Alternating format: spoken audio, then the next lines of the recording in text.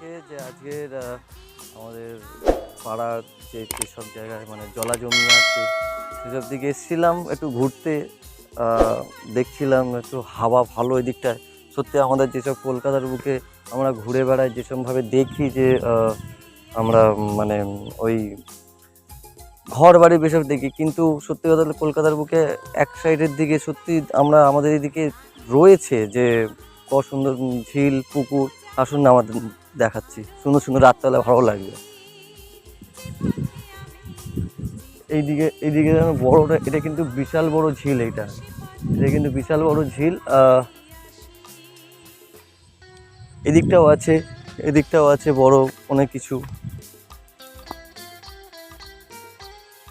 একটা টাইমে ছিল এই বাঁধটা যাওয়া যাওয়া যেত না, এখন তবু অনেক ভালো হয়েছে বাঁধটা, অনেক সুন্দর হয়েছে বাঁধটা। আগে এরকম যাওয়ার মতো অবস্থায় ছিল না।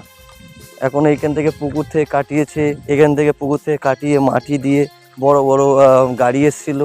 গাড়ি আসার পর সুন্দর একটা জিনিস করে দিয়েছে। আর এখানে এখানে এখন ধরতে গেলে একটা মানে পিকনিক স্পট হয়ে গেছে।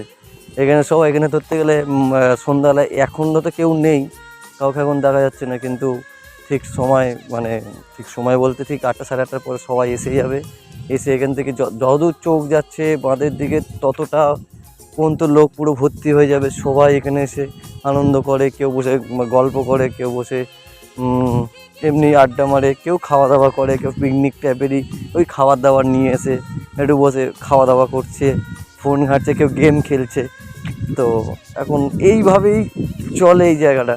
তাই আপনাদেরকে দেখানোর ইচ্ছা হলো কলকাতার মানে ঠিক কলকাতাও নয়, আবার ঠিক কলকাতার কাছাকাছি বলতে গেলে এই জলাশয়। আজ এখন রাত হয়ে গেছে বলে মনে হচ্ছে যে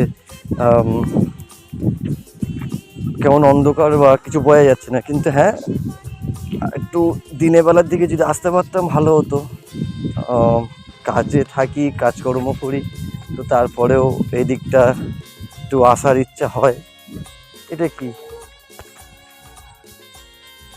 ও এই ঘাসপালা দেখে ভয় লেগে যাওয়ার মধ্যে কি পড়ে রয়েছে।